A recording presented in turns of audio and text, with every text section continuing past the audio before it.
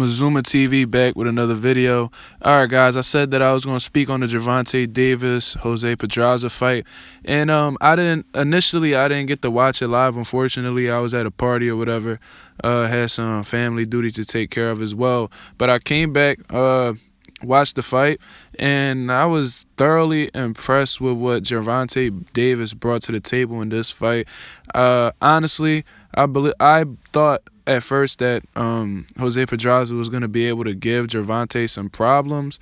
And I seen that at one point in the fight where Pedraza was throwing punches. I mean, they weren't like deadly punches, but he was throwing them, and Gervonta didn't throw for a while. So I don't really know what was going on, whether he was just letting him get his hits off to gas him out, and then it looked like he was looking to his corner at one point. I don't know what the hell was going on, but besides that, Pedraza didn't do shit. You know what I'm saying? Unfortunately, it hurts for me to say so. No, you know what I'm saying? Watching a Puerto Rican fighter get dominated like this was something hard to watch.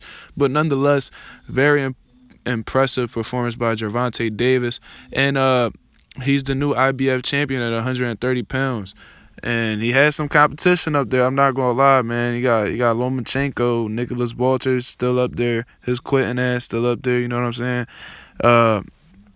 He has a lot of competition up there, man. So let's just see what happens. You know what I'm saying?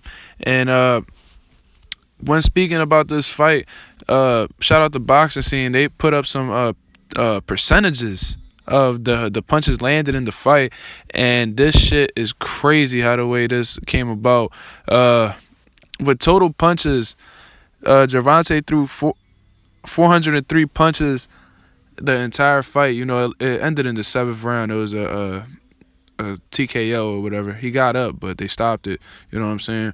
And out of 403, he landed 160, so that's 40% total punches. That's pretty good.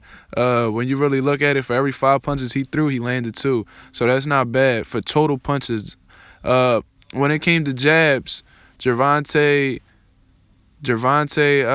he threw 133. He wasn't really like, from what I've seen, he's not one of those fighters that really uses the jab that much. I mean, Pedraza threw 211. You know what I'm saying? He threw more jabs. So he's not one of those fighters that necessarily builds his combination punches off of the jab like a Earl Spence. But I don't think he necessarily needed a jab. At the end of the day, he was the smaller fighter. It wasn't like he was going to get he had like a reach advantage against him or anything, as far as I know. But landed 23% of his jabs. You know, he ain't throw that much.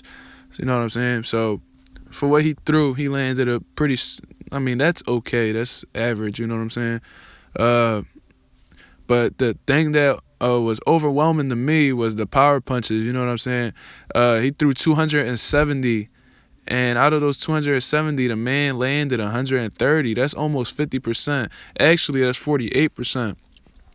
And when being questioned, they was asking him, like how did he go in preparing for this fight, and he said that he studied a lot of Pretty Boy Floyd. Now, if you guys know, I mean, a lot of these casual fans, they don't really pay attention to Pretty Boy Floyd. They like to watch Money Mayweather. That's the people that they hate. You know what I'm saying? But when you watch Pretty Boy Floyd Mayweather, and on the first half of his career, when he went up against Sean Bay Mitchell, when he went up against Zab Judah, Arturo Gatti, Diego Corrales, Gennaro Hernandez, etc., you would see that Floyd Mayweather was getting these guys the fuck out of here, man. He used to whoop crazy ass, you know what I'm saying? And he would do it. And what made him so dangerous is that he was such an accurate power puncher. The punches that he would throw they will land all the time.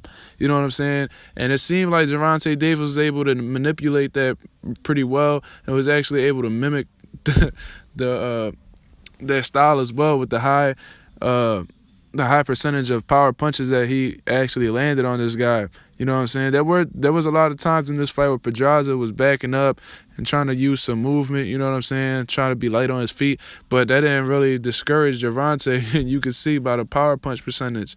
And I definitely believe him. Study Pretty Boy Floyd. I hope he continues to do so, because Pretty Boy Floyd was a fucking savage. That guy was a fucking savage when he was in that 130-pound division. You know what I'm saying? And let's just see what Gervonta does from here on out. I respect him, you know what I'm saying? I have made some videos about him throwing shots at him for that type of farmer situation, but nonetheless, I'm proud of the guy. I hope he continues to do his thing at 130, and hopefully he meets up with Tevin up there, even though Tevin's on the WBC route. But you know what I'm saying? Let's get it, man. I'm really happy with where boxing's going right now. Shout out to Showtime. Let's continue to see these fights, and hopefully Gervonta get back in the ring immediately. Didn't really take that much punishment. Hopefully he gets in there with another solid guy. This is Mazuma TV, and I'm out.